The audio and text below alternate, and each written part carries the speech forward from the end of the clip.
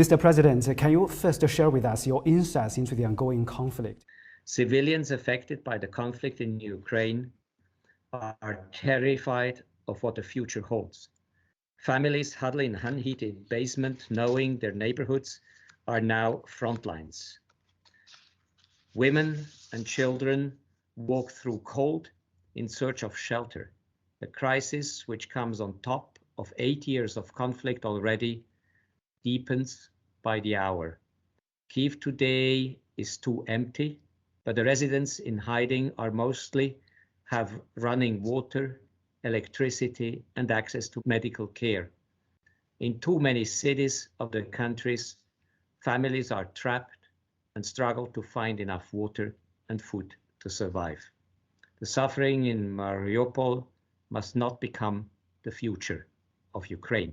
Russia and Ukraine have held several rounds of talks so far. What do you think are the most pressing issues to deal with at the moment?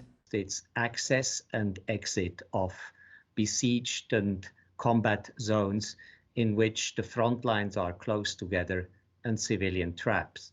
Despite all the difficulties of negotiating access and evacuation routes, we have seen an increasing number of civilians able to leave in agreed upon and safe corridors. We are at the beginning of a process, but I wanted to inject also not only a negative image of the talks not moving forward, but a positive image of progress made.